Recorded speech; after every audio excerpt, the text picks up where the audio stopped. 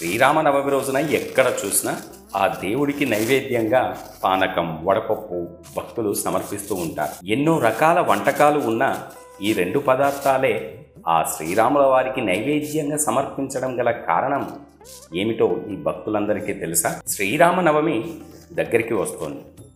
తెలుగు రాష్ట్రాలు ఈ పండుగ ప్రత్యేకత అంతా కూడా ఆ సీతారాముల కళ్యాణం చుట్టూనే తిరుగుతుంది. ప్రతి ఇంట్లో ఆ శ్రీరాముడి పూజలు, కళ్యాణం, నైవేద్యాలను సమర్పిస్తూ ఉంటారు. తెలుగు రాష్ట్రాల్లోని ప్రతి లోగిలి భక్తి పార్వశ్యంలో మునిగిపోతారు.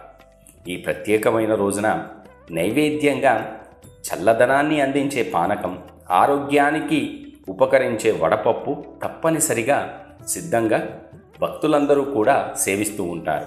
అయితే ఇవి చేసే విధానంలోనూ ఒక సాంప్రదాయం కలిగి ఉంది.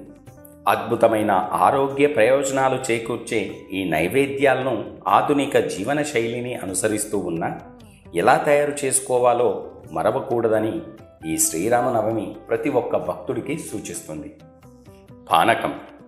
పానకం వేసవిలో ఆవశ్యకమైన ఆరోగ్య పానీయం. ఎండ తీవ్రతను తగ్గించడంలో సహాయపడే పానకం తయారీ ఎంతో సులభం కూడా. బెల్లం, మిరియాల పొడి, శొంఠి, యాలకుల పొడి, తులసి దళాలతో కలిపి చేసిన ఈ మిశ్రమం శరీరానికి ఎంతో చల్లదనం అందించడంతో పాటు డీహైడ్రేషన్ నుంచి కూడా కాపాడుతుంది. నిమ్మరసం పానకం ఆ రుచిని మరింత పెంచడమే కాకుండా విటమిన్ సి కూడా అందిస్తుంది. ఇవన్నీ కలిపి చేసిన బెల్లం పానకం ఒక ఆయుర్వేద టానిక్లా పనిచేస్తుంది. రోజు కాకపోయినా ఏడాదికి ఒకసారి తాగిన ఆ శరీరానికి ఈ పానకం అమితమైన బలాన్ని ఇస్తుంది. ఇక వడపప్పు. వేసవిలో భోజనం చాలా తేలికగా ఉండాలని అంటారు. అటువంటి సమయంలో వడపప్పు మేలైన ఆహారం. తేలికగా జీర్ణమయ్యే ప్రోటీన్ రీచ్ నైవేద్యం కూడా ఇదే.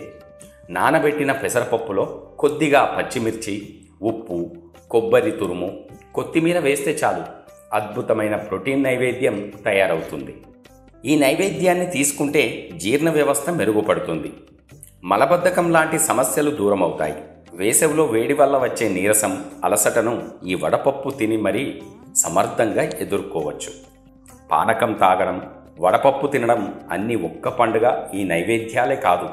ఇవి మన ఆరోగ్యానికి సమర్థంగా కాపాడే ఆచారాలు.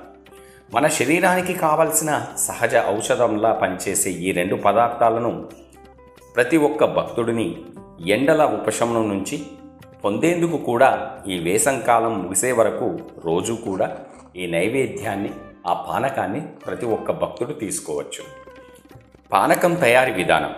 బెల్లాన్ని చిన్న ముక్కలుగా తరగండి. 1 లీటర్ నీటిలో బెల్లాన్ని వేసి బాగా కలిపి కరిగించాలి. ఈ బెల్లం నీటిలో మిరియాల పొడి, శొంఠి పొడి, యాలకుల పొడి, నిమ్మరసం, ఉప్పు, పచ్చకర్పూరం వేసి బాగా కలపాలి. చివరిగా తులసి దళాలు వేసి కలిపితే పానకం సిద్ధమైపోతుంది. వడపప్పు తయారీ విధానం. పెసరపప్పును శుభ్రంగా కడిగి అరగంట పాటు వేడి నీటిలో నానబెట్టాలి. నీరు వడకట్టి గిన్నెలో వేసుకోవాలి.